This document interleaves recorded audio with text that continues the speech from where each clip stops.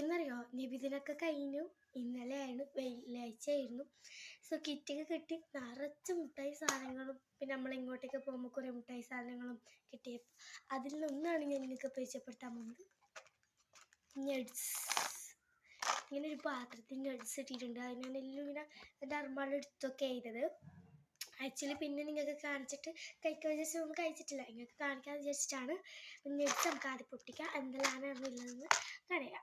ഇനിയുള്ളതിലും ഞാൻ ഇങ്ങനത്തെ മുട്ടായിസൊക്കെയാണ് ഇടാറ്. Taste one. ഇതിലെന്തെല്ലാം ഉള്ളത് പറയാം. ഈത്താപ്പായ ഉണ്ട്, അണ്ടി ഉണ്ട്, പിസ്ത ഉണ്ട്, ബദാമുണ്ട്, പിന്നെന്തുള്ള കൽക്കണ്ട ഉണ്ട്. കൽക്കണ്ട നമുക്കിതിലും ഓരോന്നോരോന്നാ ടേസ്റ്റ് ചെയ്ത് നോക്കാം. ഇതിപ്പോൾ എനിക്കിഷ്ടം കുറവാണ്, അതുകൊണ്ട് ഞാനത് ഇവിടെ വെച്ചിട്ടുണ്ട്. ഇനി നെക്സ്റ്റ് പിസ്ത നമുക്കൊന്ന് പൊട്ടിച്ചു. ഇതെല്ലാവർക്കും അറിയുന്നതാണ്. ഇനി നിങ്ങൾക്ക് ഒരു രസത്തിന് അടുക്ക് മീൻസ് അടുക്കടുക്ക് അത് പൊളിച്ചിട്ട് ഇതാണ് പിസ്ത തന്നെ അനിയന് കൊടുക്കാം. ഇനി എനിക്കൊരു പിസ്ത കൂടി ഉണ്ട്. 3 പിസ്തയും 3 ബദാമും 3 അണ്ടിയും 3 കൽക്കണ്ടും ഒരു ഈത്തപ്പഴമാണ് കിട്ടാറ്.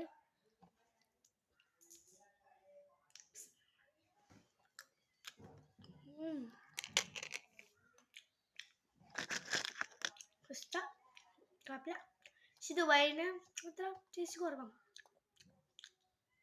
നാട്ടിലേക്കൊണ്ടെന്ന് തോന്നുന്നു. ദുബായത്തിൽ എന്ത് ടേസ്റ്റാണെന്നറിയോ ഗൈസ്? എനിക്കറിയാം. ദുബായിൽ നിന്നാണ് പൊതുവെ എല്ലാവർക്കും ഇഷ്ടമുള്ളത്.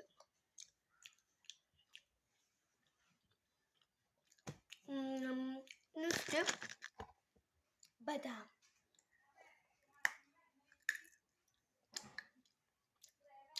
ബദാം ചെറുക്കറിയാം.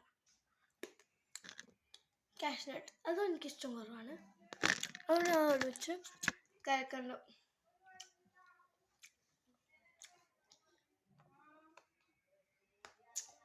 കൽക്കണ്ടം നിന്നുമ്പോൾ ഒരു പാട്ടിടുന്നുണ്ട്.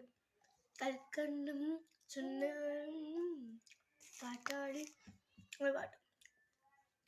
അപ്പം അത്രയും. ബൈ. നെക്സ്റ്റ് വീഡിയോയിലായിട്ട് കാണാം.